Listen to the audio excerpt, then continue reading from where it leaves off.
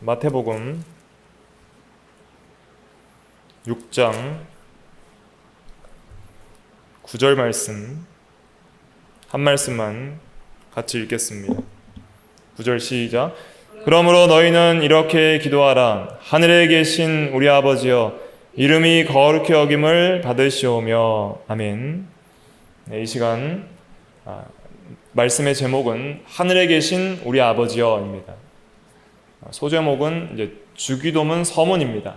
그래서 주기도문을 크게 이제 구성을 알려드리면 서문이 있고, 하늘에 계신 우리 아버지여, 그리고 이제 간구가 6개가 나옵니다. 그리고 맺는 말이 이제 나라와 권세와로 이렇게 이어지는 것입니다. 그래서 서문, 또 간구에 대한 6가지, 그리고 맺는 말, 이렇게 구분을 해서 주기도문에 대해서 살펴보도록 하겠습니다. 오늘은 서문에 대한 내용입니다. 서문은 무엇을 이야기하고 있냐면, 우리가 기도를 드리는 그 기도의 대상인 하나님이 누구신가에 대한 진리를 우리에게 가르쳐주고 있습니다. 기도를 한다는 것은 대상이 있는 것이고, 참된 기도는 대상이 누군지를 바로 알 때에 참된 기도를 드릴 수 있는 것입니다. 그래서 우리는 기도할 때 먼저 하나님이 누구신가, 우리의 기도를 들으시는 그분이 도대체 어떤 분이신가를 확실히 믿는 믿음을 가지고 기도를 해야 하는 것입니다. 오늘 주기도문 서문이 하늘에 계신 우리 아버지여인데, 여기에서 하나님이 누구시고 기도를 받으시는 분이 누구신지에 대해서 잘 설명을 하고 있습니다. 먼저 우리가 깨달아야 될 진리는 뭐냐면, 계신이라는 단어에서 찾을 수 있는데, 먼저 하나님의 계심을 믿어야 됩니다. 하나님이 계심조차 믿지 않는 사람은 하나님 앞에 기도를 드릴 수가 없는 것입니다. 하나님은 살아계십니다. 믿음이 없이는 기쁘시게 못하나니 하나님께 나아간 자는 반드시 그가 계신 것을 믿으라 그랬죠? 히브리서 11장 6절 말씀 한번 찾아서 읽어보겠습니다. 히브리서 11장 6절, 신약 365페이지, 신약 365페이지 히브리서 11장 6절 같이 읽어볼게요. 시작. 믿음이 없이는 하나님을 기쁘시게 하지 못하나니 하나님께 나아가는 자는 반드시 그가 계신 것과 또한 그가 자기를 찾는 자들에게 상 주시는 이심을 믿어야 할지니라. 아멘. 이것도 기도에 적용할 수 있죠? 하나님께 나아가는 자, 기도로서 하나님께 나아가는 자는 반드시 뭘 믿어야 돼요? 그가 계시다는 것. 계시다. 하나님은 계신데 어떻게 계세요? 살아 계십니다. 역사하십니다. 하늘에 계십니다. 근데 어떻게 계시냐보다 일단 계신 걸 믿어야 되는 거예요. 하나님이 계신다. 존재하신다. 살아계신다. 그 계신 걸 믿지 않고 나가는 것은 믿음이 없는 기도입니다. 그래서 하나님이 계심을 믿고 그에게 나아가는 자, 반드시 상 주시는 자임을 믿고 나아가야 된다 했습니다. 반드시 하나님께 나아갈 땐 계신 걸 믿어야 된다고 그랬어요. 그래서 기도할 때 하나님이 살아계시고 하늘에도 계시고 우리와 함께 계시고 온 땅과 하늘에 충만히 계신 것을 믿어야 하는 것이죠. 그리고 하나님을 찾는 자들에게 상 주신다 그랬는데, 이 상은 누구를 가리켜요? 하나님 자신을 가리켜요. 내가 너의 상급이라 그랬잖아요, 아브라함에게. 그러니까 하나님은 자기를 찾는 자들에게 자신을 계시하시고 자신을 주시는 거예요. 그래서 하나님을 얻게 하십니다. 우리의 제일 큰 상은 하나님이고 예수님이에요. 성령님이고. 그래서 먼저는 계신 걸 믿어야 되는데, 우리의 삶에 하나님이 살아계시는가? 이것을 점검해야 됩니다. 우리는 사상적으로는 무신론자가 아니지만은, 그러나 실천적으로 무신론자로 살아갈 때가 있음을 고백합니다. 실제 생활에서는 하나님이 살아계심을 느끼지 못하고 인식하지 못하고 살아계신 하나님에 대한, 하나님 앞에서 사는 신앙을 가지지 못하는 것이 우리의 삶에서 나타날 때가 있죠. 그래서 우리가 점검해 봐야 됩니다. 우리의 삶에 하나님이 살아계신가? 아니면 하나님이 없이 우리가 살아가고 있는가? 정말 하나님이 계신 걸 믿고 살아계신 걸 믿는 자들은 하나님께 범사에 항상 기도하게 되는 것이죠. 그래서 기도의 출발점은 우리의 기도의 대상이 계시다는 것을 먼저 믿어야 되죠. 근데 그 계신 분이 어디에 계세요? 하늘에 계십니다. 하늘은 어디인가? 하늘이라는 것은 하나님께서 이 땅을 창조하셨을 때 태초에 하나님이 천지를 창조하시니라 그랬습니다. 그러니까 천지를 창조하셨다는 것은 하늘과 땅을 창조했다는 것인데, 그 하늘과 땅은 단순히 보이는 물질 세계만 가리키는 것이 아니라 보이지 않는 세계를 창조하신 것도 상징하는 것입니다. 그래서 창세기 1장에는 보이는 세계와 보이지 않는 모든 세계들을 창조하는 것을 가리키셔서 하늘과 땅이라고 하신 것입니다. 골로새서 1장 16절 말씀 한번 읽어볼게요. 골로새서 1장 16절, 신약 325페이지, 신약 325페이지 골로새서 1장 16절 말씀. 골로새서 1장 16절 말씀 다 같이 읽어보겠습니다. 시작. 만물이 그에게서 창조되되 하늘과 땅에서 보이는 것들과 보이지 않는 것들과 혹은 왕권들이나 주권들이나 통치자들이나 권세들이나 만물이 다 그로 말미암고 그를 위하여 창조되었고 그랬습니다. 그러니까 하늘과 땅에서 보이는 것과 보이지 않는 것들, 그러니까 보이지 않는 것들이 있는 하늘도 있는 거예요. 그러니까 하늘의 종류가 크게 세 가지로 나눌 수 있습니다. 그래서 바울은 3층 천을 갔다 왔다고 이렇게 고백을 하는데, 먼저는 우리가 이제 이 지상적으로 땅을 기준으로 해서 이제 대기가 있는 그런 대기권, 그래서 대륙권, 성층권, 중간권, 열권 하는 그런 이제 이 공중의 새들과 또 비행기가 날아다니는 그런 이런 하늘이 있고, 그리고 또 우주가 있잖아요. 그래서 이 세 가지 하늘을 이렇게 나누는 사람이 있어요. 이런 지상의 어떤 대기권, 그리고 우주, 그리고 보이지 않는 영적인 하늘, 이렇게 나누는 학자들도 있고, 그리고 또 이런 구분도 의미가 있습니다. 또 어떻게 또 구분할 수 있냐면 마귀는 공중의 권세 잡은 자라 그랬습니다. 공중이라는 것은 하나님이 계신 그 보이지 않는 하늘, 거기에서 마귀가 계시록에 보면 천사 미가엘과 싸워서 추방당하게 됩니다. 그래서 그런 영적인 세계의 하늘에서는 더 이상 마귀가 활동을 할 수 없게 돼요. 그래서 이 세상 임금이 됩니다. 그래서 이 세상의 공중이라는 것은 이 세상의 사상계와 정신계를 지배하는 미혹의 영으로서 인간의 모든 사상과 정신을 지배하는 그 사상계, 정신세계, 거기를 공중이라 할 수 있는 거예요. 그래서 우리가 이런 물질계, 물질 세상에서의 하늘이 있을 수 있고, 또 정신계의 이 세상에서 영적인 영계의 하늘이 아닌 이 정신세계를 지배하는 그런 공중, 마귀가 주장하는 그런 하늘이 있을 수 있고, 또 하나님의 보좌가 있으신 그 영적인 세계, 천사들과 거룩함심을 입은 그런 성도들이 거하는 그 영적인 세계인 하늘, 이렇게도 구분할 수가 있습니다. 그래서 하나님께서 하늘에 계시다는 것은 특별히 장소적으로는 특별히 그 영적인 세계, 하나님이 온전히 영광 받으시는 그 거룩한 하늘에 계신다는 그런 1차적인 의미도 있겠지만은, 그러나 잘 생각해 보면 하나님은 하늘에만 계신 게 아니죠. 하나님은 어디에나 계시죠. 이 땅에도 계시고 우리 안에도 계시고 무소부재하셔서 없는 곳이 없으시고 장소성에 있어서 이곳에서 저곳으로 이동하시는 분이 아니라 어디에나 계십니다. 어디에나 계신데 왜 굳이 하늘에 계시다고 그렇게 일컬을까요? 그 의미는 무엇이냐면, 하나님께서 하늘에 계신 것이 그것이 장소적으로 중요하다는 것이 아닙니다.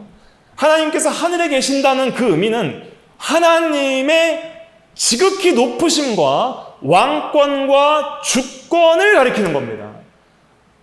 하늘이 나의 뭐라 그랬어요? 하나님께서 보좌요. 땅이 나의 발등상이니 내가 거처할 집이 어디에 있겠느냐. 하늘에 하나님의 보좌가 계십니다. 그 말씀 한번 찾아볼까요? 이사야 66장에 있죠. 이사야 66장 1절 말씀. 이사야 66장 1절, 구약 1048페이지, 이사야 66장 1절 말씀 같이 읽어보겠습니다. 시작. 여호와께서 이와 같이 말씀하시되 하늘은 나의 보좌요 땅은 나의 발판이니 너희가 나를 위하여 무슨 집을 지으랴? 내가 안식할 처소가 어디랴? 아멘. 그래서 하늘에 계신다는 것은 하나님이 왕으로서 보좌에 앉아 계신다는 이미지를 우리가 생각을 해야 됩니다. 왕권을 가지신다. 그래서 하늘의 보좌를 폈다는 말씀이 계시록 4장에 나옵니다. 요한계시록 4장 2절 말씀 한번 찾아볼게요. 요한계시록 4장 2절, 신약 403페이지 요한계시록 4장 2절 말씀 찾으셨으면 같이 읽어보겠습니다. 시작. 내가 곧 성령에 감동되었더니 보라 하늘의 보좌를 베풀었고 그 보좌 위에 앉으신 이가 있는데 그랬습니다. 그래서 하늘의 보좌가 있어요. 그래서 하늘에 계시다는 것은 하나님이 왕이시다 이런 의미입니다. 하나님은 온 땅과 하늘 위에 가장 지극히 높으신 하나님이다. 그래서 하나님의 왕되심이라는 것은 하나님은 지극히 높으신 초월적인 존재시다. 우리가 범접할 수 없는, 우리가 상상할 수 있는 그 이상으로 높다. 하늘에 있다는 것은 높다는 의미입니다. 너무 높다. 하나님은 무한히 높으시다. 이런 개념입니다. 그러니까 우리가 기도하는 대상은 그냥 친구에게, 그냥 지상에 있는 그냥 어느 정도 높은 사람에게, 어느 정도 권력 있는 사람에게 정도의 수준으로 기도하는 게 아니에요. 하늘에 계신다는 걸 고백할 때는 지극히 높으사 온 땅과 하늘 위에 어떤 것과도 구별되시는 거룩하시고 초월적인 그 하나님께, 그 왕께 우리의 기도를 아랜다. 이런 의미입니다. 그래서 하늘에 계신 우리 아버지요 할 때는 지극히 두렵고 떨리는 마음과 경외하는 마음과 공경하는 마음을 가지고 그 말을 조심스럽게 하나님께 알아야 됩니다. 친구한테 하듯이 그렇게 하찮은 하나님으로, 그냥 별 볼 일 없는 하나님으로 그렇게 아무런 경외심 없이 그렇게 기도를 하는 것은, 그것은 하나님을 욕되게 하는 것이죠. 그래서 가장 경외하는 마음을 가지고 영광 중에 높으신 그 하나님을 우리가 생각하면서 경외심을 가지고 하나님의 이름을 불러야 하는 것이죠. 그래서 아브라함이 이런 경외심을 가졌습니다. 아브라함은 하나님께서 그를 친구라 하셨고, 아브라함은 하나님이 친밀히 만나주셨지만은, 아브라함이 창세기 18장 27절에 기도할 때 이렇게 기도합니다. 아브라함이 대답하여 이르되 나는 티끌과 재와 같사오나 감히 주께 아뢰나이다. 그렇게 감히 아뢰나이다. 티끌과 재와 같이 낮은 자이고 하나님은 하늘에 계신 영광스러운 왕이신데 그분께 내가 감히 한 말씀 아뢰나이다 하는 그 정도의 경외심을 가지고 기도를 했습니다.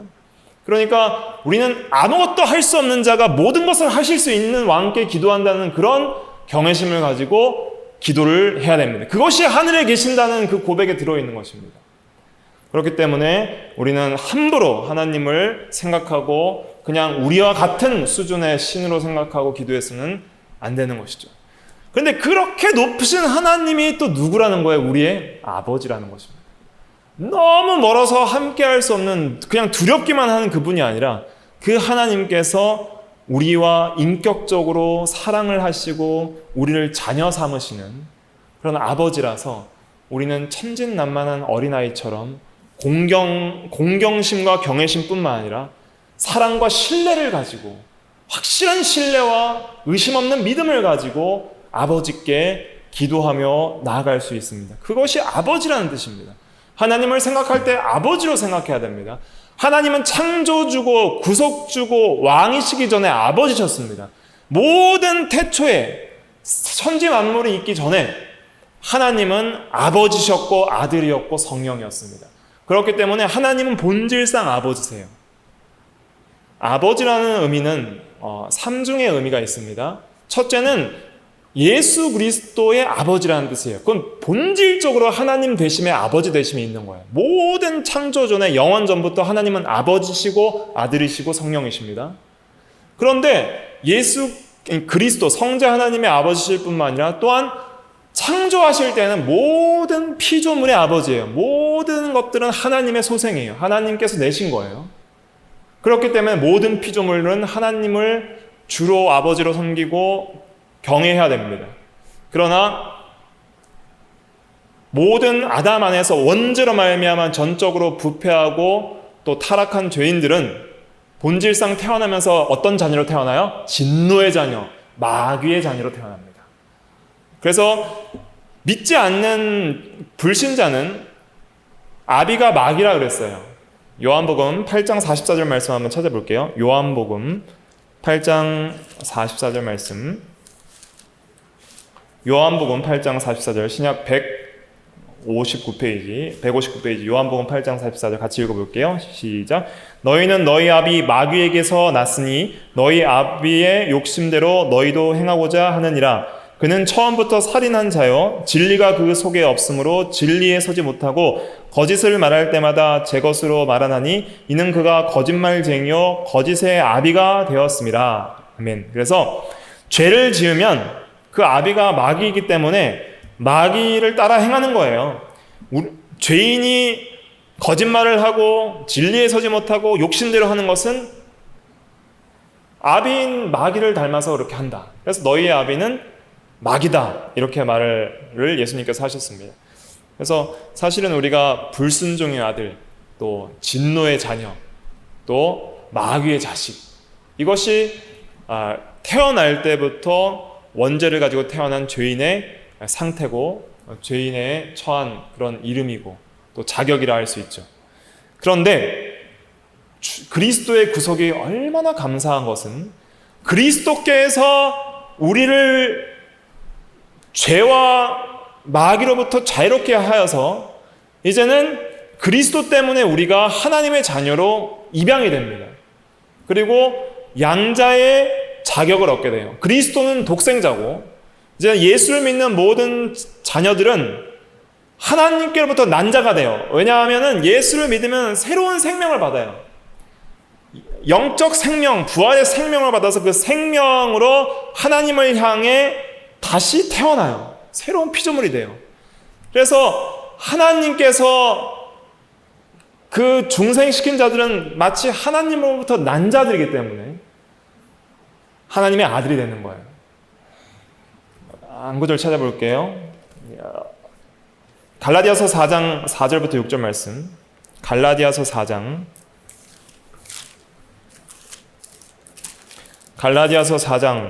4절부터 6절 말씀. 신약 306페이지입니다. 같이 읽어볼게요. 시작. 때가 차매 하나님이 그 아들을 보내사 여자에게서 나게 하시고 율법 아래 나게 하신 것은 율법 아래에 있는 자들을 속량하시고 우리로 아들의 명분을 얻게 하려 하심이라. 너희가 아들이므로 하나님이 그 아들의 영을 우리 마음 가운데 보내사 아빠 아버지라 부르게 하셨느니라. 아멘. 그래서 예수님과 연합되면 예수 그리스도 안에 있으면 아들의 영을 우리에게 보내사 그랬습니다. 성령을 가리킵니다. 아들의 영은 성령을 보내사 성령 안에 있으면 성령이 함께 하시면 그 성도는 본질상 하나님으로부터 난 자고 또 영적으로 하나님을 향해 중생한 자이고 거듭난 자이기 때문에 본질상 본능적으로 하나님을 아버지라 부릅니다. 그러니까 하나님을 아버지라고 부르는 것이 본능적으로 자연스러운 거예요. 왜냐하면 하나님께로부터 난 자기 때문에. 그래서 요한복음에 보면 이런 말씀이 있죠. 하나님의 자녀가 되는 권세를 주셨으니 이는 혈통으로나 육정으로나 사람의 뜻으로 난 자가 아니요 누구께로부터 난 자들이라 그랬어요? 하나님께로부터 난 자들이라. 요한복음 1장 12절에 보면 영접하는 자 곧 그 이름을 믿는 자들에게는 하나님의 자녀가 되는 권세를 주셨으니 이는 혈통으로나 육정으로나 사람의 뜻으로 나지 아니하고 오직 하나님께로부터 난 자들이니라. 아멘. 그래서 하나님께로부터 나는 것이 이제 중생의 은혜를 받는 것입니다. 새 생명이 시작이 되는 거예요. 그래서 하나님을 향해 아바 아버지라 부를 수 있는 아들의 영을 받고 그래서 양자로 입양되어서 우리가 하나님을 본능적으로 아바는 아빠예요. 아빠, 아버지 이렇게 부르게 되는 것입니다. 그래서 왜 하늘에 계신 우리 아버지여 이렇게 기도하라 하셨을까요? 예수님도 거의 한 절 정도는 예외적으로 놓고 대부분 하나님께 기도할 때 아버지 이렇게 기도했습니다. 그래서 그렇게 본을 보이시면서 우리에게 아버지라고 기도를 하라고 하셨는데 그것은 우리가 기도하는 대상이 우리가 기도한다고 해서 듣지 않는 냉정한 남이 아니고, 또 우리의 기도에 대하여서 전혀 응답해 주시거나 또 기도에 대해서 그 기도의대로 선한 것으로 주시는 그런 자가 아닌 굉장히 엄격한, 그냥 초월적으로 하늘에만 계신 엄격하고 기도를 잘 안 들어주시는 그런 하나님이 아니라, 어린아이가 정말 진실하게 기도할 때에 그 기도를 그대로 들으시고 가장 좋은 것으로 구하는 자에게 주시는 그 사랑의 아버지이심을 믿고 기도하라는 것이죠.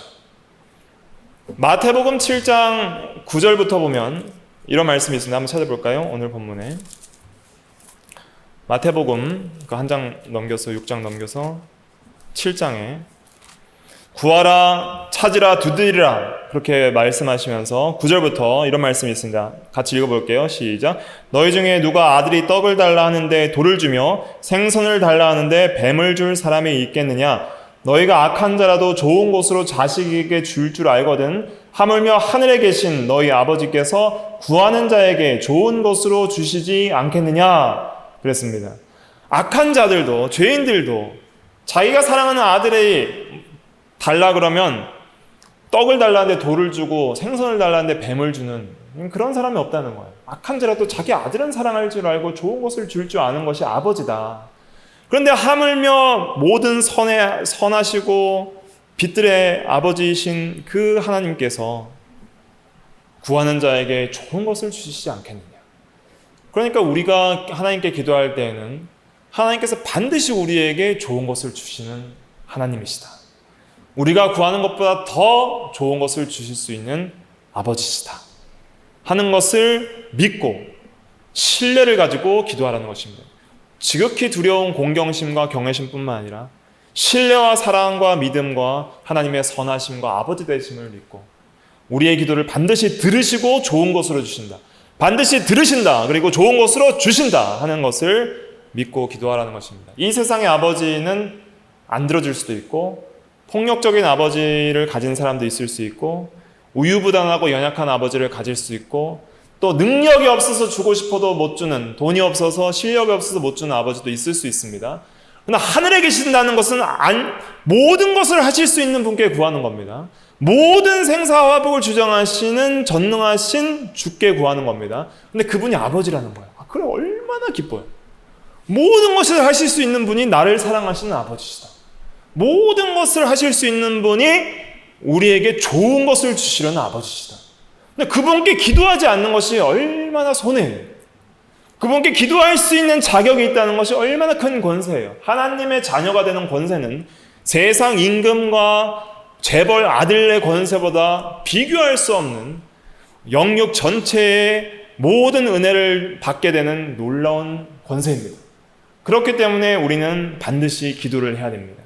우리가 때로는 아버지를 떠나서 불순종하고 죄를 지을지라도 회개하고 돌아오기만을 기다리시는 사랑의 아버지 앞에 돌아가고 그리고 아버지 앞에 우리의 마음을 다해서 진실하게 기도할 수 있는 우리가 되어야 되는 것이죠. 그래서 아버지를 사랑하는 마음으로 아버지의 뜻대로 또 아버지가 원하시는 것들을 구해나가고 우리의 아버지 되시기 위해서 하나님이 우리 아버지 되시려고 자기 아들을 내어주신 거잖아요. 그러니까 독생자를 내어주시기까지 독생자를 희생해서 이미 독생자를 우리에게 주시기까지 가장 좋은 것을 이미 주셔서 양자를 삼으셨단 말이에요. 그러니까 우리는 마땅히 이제 하나님 앞에 신뢰와 공경을 가지고 언제든지 담대하게 주의 보좌 앞에 나아갈 수가 있는 것입니다. 너무 자기를 의롭게 여겨서 기도하지 못한다든지 너무 자기가 죄인같이 여겨져서 기도하지 못한다든지 그런 마음들도 다 불신앙입니다. 다 내려놓고 우리가 하늘에 계신 그 높으신 왕께 그분이 나의 아버지시기 때문에 우리는 사랑과 공경과 신뢰와 확신을 가지고 항상 기도에 힘을 써서 그 아버지와 항상 동행하고 아버지 품에 안기는 그런 삶을 살기를 힘쓰는 우리가 돼야 되는 것이죠. 그래서 우리는 주기도문의 구체적인 내용을 배우기 전에 먼저 생각해야 될 것은 하나님이 누구신가? 계속 그걸 묵상해야 됩니다. 도대체 그분은 누구신가? 하나님은 누구신가? 나는 누구인가? 하나님은 계신 분이다. 스스로 계신 분이다. 어디에나 계신 분이다. 근데 하늘에 계신다는 것은 그분은 지극히 높으신 영광 가운데 보좌에 앉으신 왕이시다. 하늘 보좌에서 모든 것을 다스리시는 절대 주권자여 모든 것을 하실 수 있는 전능하신 하나님입니다. 죄인을 심판하시는 하나님이다. 그런데 그 하나님이 나를 구속하셨다. 아들을 내어주시기까지 구속하셔서 나를 양자 삼으셔서 이제 나에게 아들의 영을 주셔서 아버지라 부르게 하시고 이제 나에게 기도하라. 좋은 것을 주시기로 예비하시고 구하라. 찾으라. 두드리라. 명령하시는 하나님이십니다. 그런 하나님 앞에 기도하지 않는 것이 얼마나 큰 죄입니까? 아버지들이 이제 어린 아이들이 잘 뭘 못하고 있으면 내가 좀 도와줄까? 그러면은 애기들이 도와주세요 하면 아버지는 기분이 좋은 거예요. 근데 신경 쓰지 마세요. 내가 알아서 할래요. 그러면 섭섭하잖아요. 아버지가 사랑을 가지고 마음을 알고 도와주려고 하는데 자기가 자기 뜻대로 하려고 그렇게 할 때 아버지는 섭섭할 수 있는 거예요. 육신의 아버지도 그런 마음이 있을 수 있잖아요. 좀 유치한 비유지만 하나님께서는 우리에게 모든 것을 행하실 수 있고 모든 좋은 것들을 예비하시고 주시려고 하는데 그리고 진짜 구하지 않으면 정말 필요한 것인데 전혀 구하지도 않고 자기가 주인 된 삶을 살아가는 거예요. 자기 힘대로. 아버지 없이 살아가는 거. 아버지가 있는데 아버지 없이 살아가는 것이죠. 하늘에 계신 우리 아버지, 영적인 아버지가 계신데도 아버지 없이 살아가고 자기 뜻대로 기도하지 않고 살아가는 것이죠. 그래서 우리는 그러한 모든 불신앙과 또 하나님 앞에 기도하지 못했던 걸 회개하고 이제는 하늘에 계신 우리 아버지 기도를 해야 됩니다. 그런데 제가 우리라는 것을 또 말씀을 드려야 되는데 그러니까 하늘에 계신 내 아버지라고 기도하지 말라 그랬죠. 주기도문 전체가 우리예요. 기도가 우리예요. 우리 아버지. 우리에게. 그래서 우리라는 것은 거기에 뭘 넣어야 되냐면 예수 그리스도와 또한 우리 모든 성도들을 거기에 우리의 세계에 포함을 시켜야 됩니다. 그래서 그리스도 안에서 우리 모든 성도들이 다 한 아버지를 모시고 한 형제 자매가 되었어요. 그래서 우리의 기도는 이기적인 기도가 아니라 우리의 세계에서 모든 성도들을 아우르는 기도가 되어야 되는 것이죠. 단지 나만의 욕심을 위한 기도가 아니라 정말 그의 나라와 그의 의를 구하고 그리스도 안에서 또 모든 성도들을 품는 그런 기도. 그래서 우리 아버지라 할 때에는 나와 아버지와의 관계도 중요하지만은 그러나 그리스도로 말미암아 은혜로 이방된 모든 하나님의 가족들까지 우리가 인식하고 또 모든 성도들을 위한 기도로 확장되는 그런 기도가 돼야 된다는 것이죠. 그래서 우리가 결국은 다 그리스도 안에서 하나로 연결된 그런 불가견적, 비가시적인 교회가 하나님의 형제 자매로 이렇게 연합되어 있기 때문에 또 우리의 세계에서 또 기도할 수 있는 또 우리가 다 돼야 되겠습니다. 기도하도록 하겠습니다.